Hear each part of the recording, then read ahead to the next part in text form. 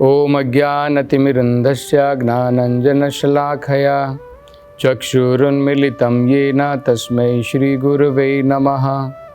नमो ओं विष्णुपदाय कृष्णप्रेष्ठाय भूतले श्रीमते भक्तिवेदान्तस्वामिन् इति नामिने।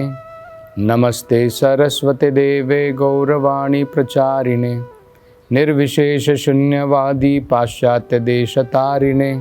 जय श्री कृष्ण चैतन्य प्रभु नित्यानंद श्री अद्वैत गदाधर श्रीवासदि गौरभक्तवृंद। हरे कृष्ण कृष्ण कृष्ण हरे हरे, हरे राम राम राम हरे हरे। हरे कृष्ण। तो अब अंत में उस सभा में जो ब्राह्मणगण वहाँ पर जो प्रस्तुत थे, जो यज्ञ करने वाले थे, ये सब ब्राह्मण अब भगवान से प्रार्थना करते हैं। वो कहते हैं कि भगवान, ये जो यज्ञ है और जो यज्ञ के अंदर में अनेकों सामग्रियां हम डालते हैं, जैसे हम उसके अंदर में घी डालते हैं, वो भी आपकी ही शक्ति है। जो यज्ञ के अंदर में जो अग्नि जल रही है, ये भी आपकी शक्ति है।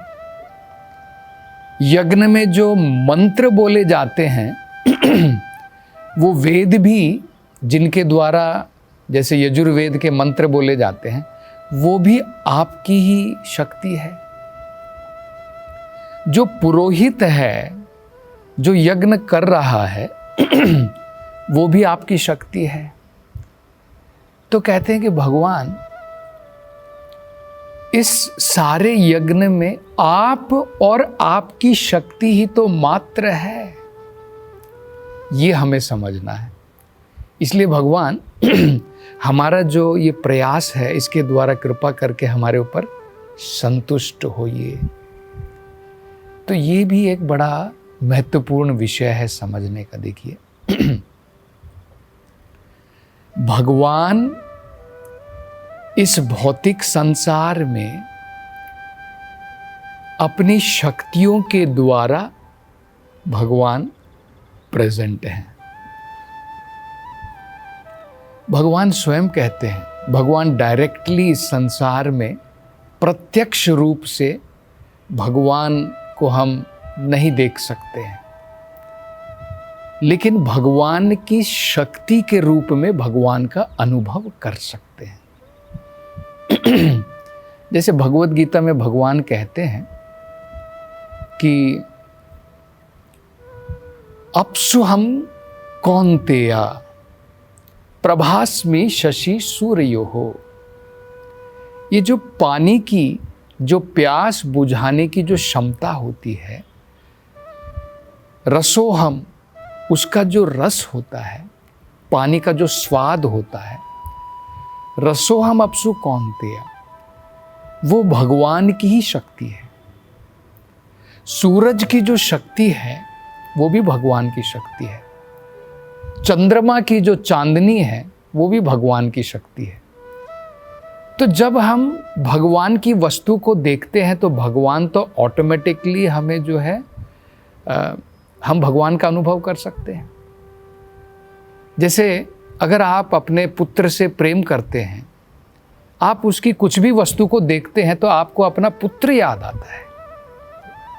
तो इसी प्रकार से सबसे पहले हमें समझना है कि जो भी संसार के अंदर में है, सब भगवान की ही शक्ति है। लेकिन इसका मतलब ये भी नहीं, हमें गलत नहीं समझ लेना है कि भगवान नहीं है, केवल भगवान की शक्तियां मात्र है। भगवान की शक्ति और शक्तिमान दोनों को हमें समझना है। शक्ति के पीछे शक्तिमान है, पावर के पीछे पावर हाउस है। तो ऐसा नहीं सोच लेना है कि भगवान की सारी शक्ति है, सूरज चंद्रमा तो यही भगवान है। ये भगवान नहीं है, ये भगवान की शक्ति और भगवान से अलग नहीं है, एक प्रकार से कह सकते हैं। लेकिन इसका मतलब ये नहीं कि भगवान का कुछ अलग अस्तित्व नहीं है, भगवान जो है अपनी शक्तियों में ही बट गया है, ऐसा नहीं है। इस संसार में भगवान का अनुभव उनकी शक्तियों के द्वारा किया जा सकता है, और जब हम प्रगति करेंगे तब साक्षात भगवान के भी दर्शन कर सकेंगे। पहले क्या करना है, भगवान की शक्तियों के द्वारा भगवान को देखना है। ये इंडिपेंडेंट नहीं है। जैसे हम अगर रूम के अंदर में बैठे हैं और वहाँ पर सनलाइट आती है, तो सनलाइट के द्वारा भी हम समझ सकते हैं कि वो सूर्य की ही शक्ति है, लेकिन इसका मतलब ये नहीं है कि सूरज की रोशनी ही सूर्य है, वो सूर्य की शक्ति है। इसी प्रकार से विष्णु पुराण में कहा गया है, जिस प्रकार से एक स्थाने स्थितिर, जिस प्रकार से अग्नि एक स्थान पर स्थित होकर के उसकी शक्ति का विस्तार होता है। अग्नि एक जगह पर है, लेकिन उसका तापमान, उसका प्रकाश देखिए फैलता है। इसी प्रकार से भगवान अपने धाम में है, लेकिन अपनी शक्तियों के द्वारा भगवान हर एक जगह पर प्रेजेंट है। ये हमें समझना है। तो इसलिए ये ब्राह्मण गण क्या कह रहे हैं, भगवान ये तो सब आप हैं और आपकी ही शक्तियां ही हैं। तो इसके द्वारा हम क्या समझ सकते हैं कि आज कलयुग में तो हम जो है इस प्रकार के बड़े महायज्ञ तो नहीं कर पाएंगे, ना तो हमारे पास में उस प्रकार के ब्राह्मण हैं, ना ही ऐसे श्रेष्ठ ब्राह्मण हैं जो 5 प्रकार के यजुर्वेदों के जो मंत्र हैं उनका उच्चारण करें और अनेकों प्रकार के घी के साथ में हम आहुति जो है उसके अंदर में चढ़ाएं। मतलब काफ़ी बड़ी अरेंजमेंट करनी पड़ती है। आज कितने लोग इस प्रकार के यज्ञ कर पाएंगे। लेकिन अगर हमें इन ब्राह्मणों की प्रार्थना से अगर हमें ये समझ में आ गया कि यज्ञ क्या है, भगवान और भगवान की शक्ति है ना, तो अगर यही हम हरे कृष्णा मंत्र, जिसमें भगवान और भगवान की शक्ति का ही तो उच्चारण है, भगवान और भगवान की शक्ति का ही उच्चारण है। कैसे है देखिए, हरे कृष्णा कृष्ण कृष्ण हरे हरे, हरे राम राम राम हरे हरे। ये जो मंत्र जो कलिसंतरण उपनिषद में दिया है और कलयुग के लिए बड़ा महत्वपूर्ण बताया गया है, उसमें कहा इति षोडशकम नाम कली कल्मष नाशनम। अगर कोई व्यक्ति इन 16 अक्षरों का रेगुलरली नियम के अनुसार जप करता है, कली के कल्मशों का नाश हो जाएगा। नातः परतर उपाय सर्व वेदेषु दृश्यते, इससे बढ़िया उपाय सभी वेदों में ढूंढने से भी नहीं मिलेगा। तो ये जो 2 अक्षर है, हरे और कृष्ण और हरे और राम, ये क्या है, भगवान और भगवान की शक्ति का ही उच्चारण है। तो ये ब्राह्मण क्या बता रहे हैं, यही बता रहे हैं कि यज्ञ का मतलब क्या है, भगवान आप और आपकी शक्ति ही तो है। भगवान प्रकट हुए हैं और बाकी सब भी क्या है, भगवान की शक्तियां ही हैं, यही यज्ञ है। तो इसी प्रकार से अगर हम इस मंत्र का उच्चारण करते हैं जिसमें भगवान और भगवान की शक्तियों का बोध है, हरे जो है वो भगवान की अंतरंगा शक्ति है और कृष्ण और राम वो स्वयं भगवान है। तो मतलब कलयुग में हमें इतने इलैबोरेट अरेंजमेंट की भी ज़रूरत नहीं है। अगर हम थोड़ा समय निकाल करके ये हरे कृष्ण मंत्र का जप करें तो यज्ञ का जो फल मिलता है वो फल की हमें भी प्राप्ति होगी। इसलिए भागवत में कहा है, संकीर्तन यज्ञ प्रायेर यजंती ही सुमेधशाह। कलयुग के अंदर में बुद्धिमान लोग जो है संकीर्तन यज्ञ करते, उसको भी यज्ञ बताया है। ये नहीं कहा है कि वो केवल कीर्तन मात्र है, वो यज्ञ है, उसके द्वारा भगवान की संतुष्टि होती है। यज्ञ का मतलब क्या होता है, जिस कार्य के द्वारा भगवान की संतुष्टि हो। तो हमारे कर्म भी हम लोग यज्ञ के रूप में कर सकते हैं। यज्ञ अर्थात कर्मणो अन्यत्रा। हम जो भी कर्म करते हैं अगर भगवान की संतुष्टि के लिए करते हैं वो भी यज्ञ है, ये हमें समझना है। तो ये एक बहुत महत्वपूर्ण विषय जो है इन ब्राह्मणों की प्रार्थनाओं के द्वारा हम समझ सकते हैं। अभी अपनी अगली प्रार्थना कहते हैं। अगली प्रार्थना में कहते हैं कि हे भगवान, आपका जो ये रूप है ये वेदों का पर्सोनिफाइड रूप है, वेदों का व्यक्तिगत रूप है जो हम देख रहे हैं। और वो उदाहरण देकर के कहते हैं, भगवान जब आपने वराह का रूप धारण किया था, बहुत सालों पहले की बात है, बहुत युगों की बात है। क्या हुआ था, धरती जब अपने स्थान से हिल गई थी और गर्भोदक सागर में जाकर के डूब गई थी, तो भगवान ने शूकर का रूप धरा था और गर्भोदक सागर के अंदर जाकर के भगवान ने, क्योंकि शूकर का मुख ऐसा होता है कि पानी के अंदर से भी चीजों को निकाल लेता है, तो भगवान ने उस प्रकार का रूप धरा और पृथ्वी को गर्भोदक सागर के नीचे से बाहर भगवान उठा करके लाए। और जब उस रूप में भगवान ने वहां से गर्जन की, अपनी आवाज निकाली, तो कहा गया है, पूरे भागवत में उसका उल्लेख है कि अलग अलग जितने भी लोक थे, जैसे गंधर्व लोक थे, महर लोक है, जन लोक है, तप लोक है, वहाँ सभी लोकों के निवासियों की ये समझ में आ गया कि ये शूकर का रूप भले है लेकिन ये और कुछ नहीं है, भगवान के मुख से जो निकल रहा है, जो गर्जन निकल रही है, उसमें और वेदों में कोई अंतर नहीं है। भगवान के मुख से जो आवाज निकल रही है वो वेद व्यक्तिगत रूप में है।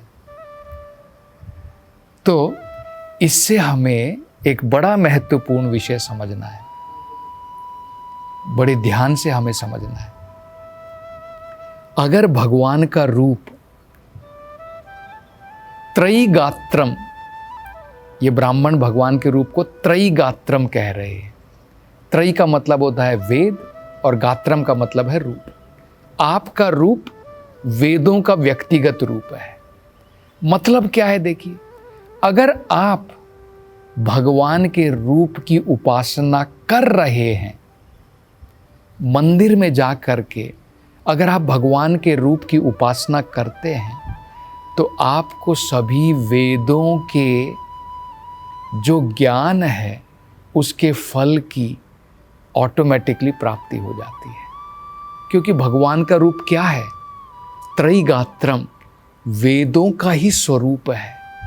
तो अगर हम वेदों स्वरूप भगवान के रूप को पूज रहे हैं, उसकी आराधना कर रहे हैं, तो ऑटोमेटिकली हमें सारे वेदों के ज्ञान की प्राप्ति हो जाती है, उसका लाभ मिल जाता है। अलग से पूरे वेद पढ़ने की कोई जरूरत नहीं है। भगवान भी बताते हैं वेद पढ़ने से फाइनल क्या मिलेगा, वेदेश्च सर्वे अहमेव वेद्याः, सारे वेदों के द्वारा मुझे ही तो समझना है। आप वेद पढ़ लेते हैं और भगवान को नहीं समझे तो वेद पढ़ने का कोई फायदा ही नहीं है, व्यर्थ है। और अगर आप भगवान की उपासना में ऑलरेडी लगे हुए हैं तो दोबारा वेद पढ़ने का क्या फायदा, क्योंकि वेदों से भगवान को ही तो समझना है। आप ऑलरेडी भगवान, आप हायर क्लास में ऑलरेडी जा चुके हैं, लोअर क्लास में दोबारा जाने की क्या जरूरत है। आप अगर भगवान के स्वरूप की पूजा में लगे हुए हैं, भगवान की आराधना कर रहे हैं, तो फिर वो तो वेद पर्सोनिफाइड है, भगवान का वेद का ही तो स्वरूप है। तो वो ज्ञान के वो लाभ हमें वेदों का ऑटोमेटिकली प्राप्त हो जाता है। तो कितना महत्वपूर्ण है भगवान की भक्ति करना, हम समझ सकते हैं। देखिए, अब अगले प्रार्थना में ये ब्राह्मण कहते हैं कि हे भगवान,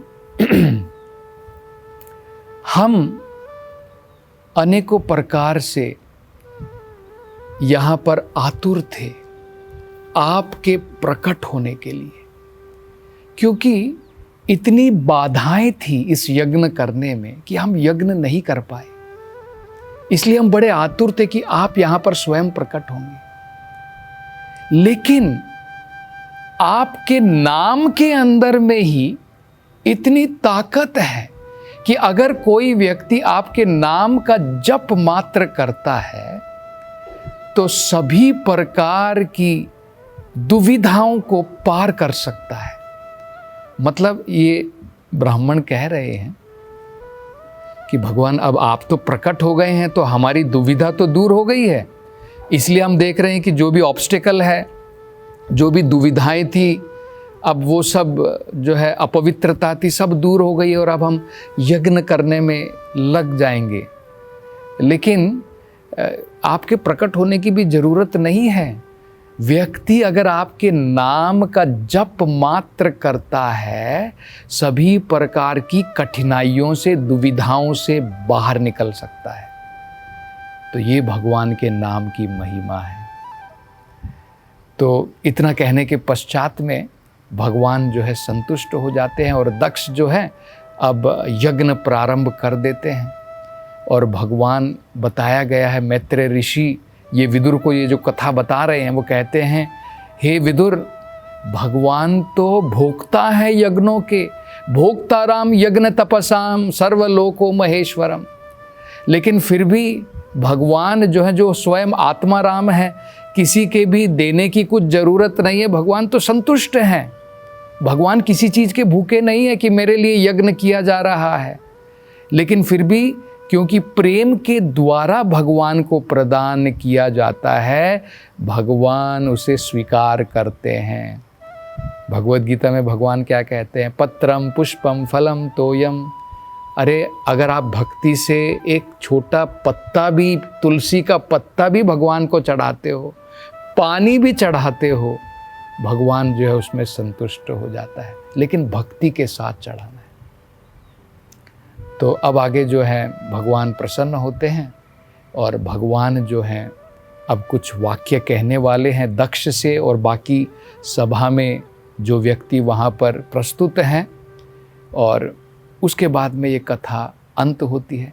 तो अगली कथा में भगवान अब क्या कहेंगे उसके विषय में चर्चा करेंगे। हरे कृष्णा।